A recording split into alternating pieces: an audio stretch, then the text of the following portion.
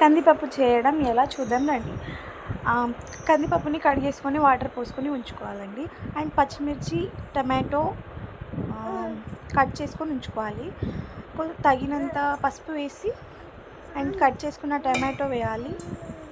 Onion కూడా cut చేసుకొని ఉంచుకోవాలండి. And తగినంత టమాటో, తగినంత ఆనియన్ వేసుకోవాలి. ఇది పచ్చికాయల పప్పు. యాక్చువల్లీ ఇంతకుముందు ఒకసారి చేశాను నేను ఇది పప్పు వీడియో. వాళ్ళందరూ ఏమన్నారంటే ఎక్స్ప్లెయినే చేయాలి మీరు అని అన్నారు.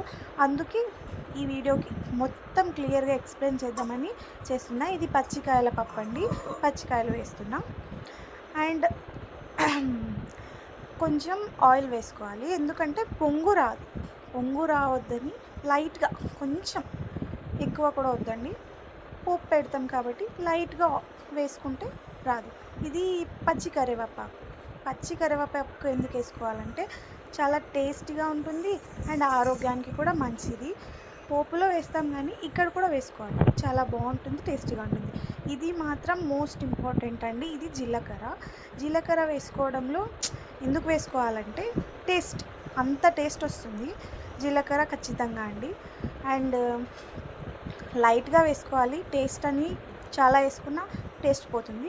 ఇది చింతపండు, మనకు తగినంత పులుపు, మనకు ఎంత కావాలో, మనం ఎంత పులుపు తింటామో మనకు ఐడియా ఉంటుంది కదండి. అంత తగినంత చింతపండు కూడా వేసుకోవాలి. అండ్ మంచిగా మిక్స్ చేసుకోవాలండి నీట్గా, ఎందుకంటే మొత్తం ఆయిల్, జీలకర్ర అంతా పైన ఉండిపోతుంది కదా. నీట్గా మిక్స్ చేసుకొని మూత పెట్టి స్టవ్ మీద పెట్టేద్దామా? రండి పెట్టేద్దాం.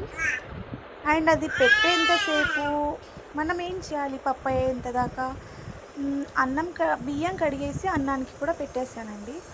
అండ్ నెక్స్ట్ ఏం చేయాలి? సింకులో గిన్నెలు నిండిపోయాయి, అంతసేపు తోమేసుకుంటే అయిపోతుంది కదా అండి. టైం ఎందుకు వేస్ట్ చేయడం అని తోమేసుకున్నాను. చూడండి, మొత్తం గిన్నెలన్నీ తోమేసుకున్నానండి. గిన్నెలు తోమేసుకునే లోపల పప్పు అయిపోతుంది అనుకొని నీట్గా గిన్నెలన్నీ తోమేసుకున్నాం. మన ఆడవాళ్ళు కొంతసేపు కూర్చుంటామా అండి? ఈ కొంతసేపులో ఇంకో పని అయిపోతుంది కదా అని ఆలోచించుకుంటాం మనం. అండ్ గిన్నెలు కడిగేసుకునే లోపు పప్పు విజిల్ వచ్చేస్తుందండి. చూడండి, పప్పు ఆల్మోస్ట్ అయిపోయినట్టే. ఇంకా పప్పుకి పోపు పెట్టి తినేయడం. నా వీడియో నచ్చితే లైక్ చేయండి, షేర్ చేయండి, సబ్స్క్రైబ్ చేసుకోండి ఫ్రెండ్స్.